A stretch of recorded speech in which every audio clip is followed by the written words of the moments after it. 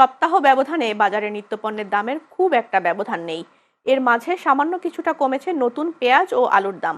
আর আগের মতো নিম্নমুখী রয়েছে মুরগি ও ডিমের বাজার। শুক্রবার রাজধানীর বিভিন্ন বাজার ঘুরে দেখা গেছে পুরনো পেঁয়াজের দামে অস্থিরতা এখনো কাটেনি। নতুন পেঁয়াজের সরবরাহ এখনো সেভাবে না বাড়ায় এই অস্থিরতা কাটছে না বলে জানান বিক্রেতারা। পুরনো পেঁয়াজ কিনতে গেলে এখনো প্রতি কেজিতে গুনতে হচ্ছে 150 টাকা পর্যন্ত। অন্যদিকে স্থানীয়ভাবে উৎপাদিত নতুন পেঁয়াজ ঢাকার বাজারে 80 টাকা থেকে শুরু করে 120 টাকা। এ ধরনের পেঁয়াজের দাম সপ্তাহ ব্যবধানে কেজিতে প্রায় 10 টাকা কমেছে বলে জানিয়েছেন বিক্রেতারা। এদিকে শুধু আলুই নয়, দাম কমেছে শীতের সব ধরনের সবজির। এর মধ্যে ফুলকপি, বাঁধাকপির দাম এখন 30 থেকে 35 টাকায় নেমেছে। এছাড়া ব্রয়লার মুরগির ডিম বাজার ভেদে বিক্রি হচ্ছে 110 থেকে 120 টাকা ডজন হিসেবে।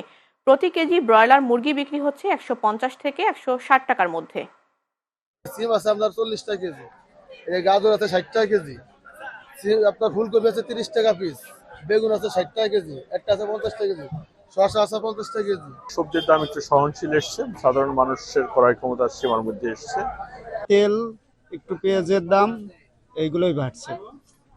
আমরা 270-80 টাকা, আর অরিজিনাল সোনালী গেছে 300-290। একটু বাড়ছে, হ্যাঁ কিছুটা বাড়ছে।